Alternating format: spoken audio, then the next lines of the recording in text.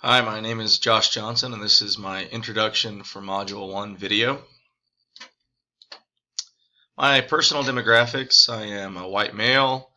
I'm in my early 30s. I think that's pretty easy to define. I wear glasses, stuff. Losing my hair. I have kids. I'm married.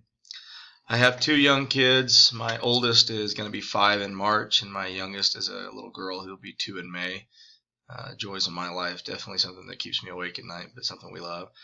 My wife and I have been married for 7 years in July of next year, so a little over 6. Not from Kansas. I was born and raised in Texas, grew up in the South, and moved up here to go to school in Sterling College. Met my wife. We moved out to western Kansas. This is where my wife's family's from, so that's a little bit about us. I have 3 brothers, all of which live back in Texas, in the East Texas region, and my mother and father also live down there.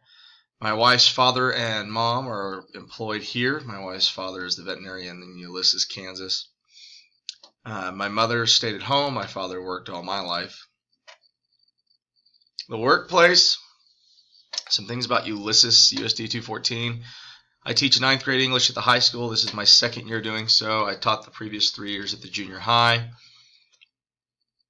We have roughly 5 years in the profession here in Ulysses, but 6 overall. I spent a year in northern Louisiana with my wife teaching there. We have a district of about 1,400 kids, about 120 staff members, give or take, some depending upon the year. That can change, obviously, with some migrant students and people moving and coming out of the community. We are a Title I school. We're about 70% Hispanic in our school. You get to the community, it's probably closer to 50%, just because the elder population would be more Caucasian. We're agricultural. We're our farming town. We've been that way for a long time. We'll be forever, as long as we have water underneath the ground. And we're about 6,500 people strong.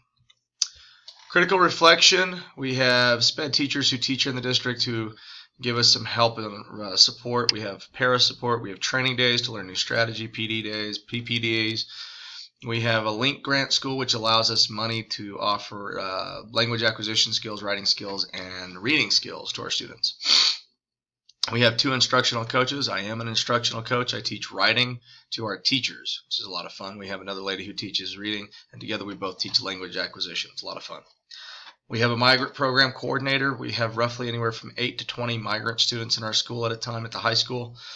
We have online curriculum for most, not all, of our classes. About 80% of our classes have online curriculum, and we are one-to-one Chromebook initiative.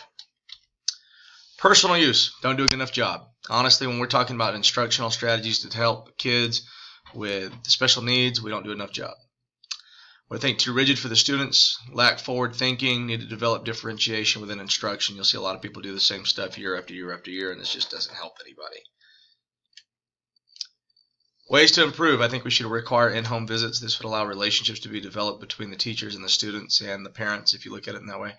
Require special education training with a master's certification. I think that's a huge deal. Our district pays about 40 to 50% of a master's degree for you, and so that's a big deal. It moves you on the salary scale. There's lots of incentives, and it allows you to be furthered in your training on how to instruct people with special needs.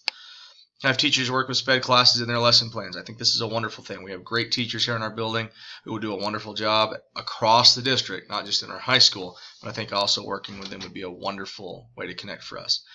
Have teachers turn in lesson plans with accommodations in the lesson plan. I think this shows that we're planning, prepping, and then it can be a part of our evaluation. How do we do it, and what do we use for it?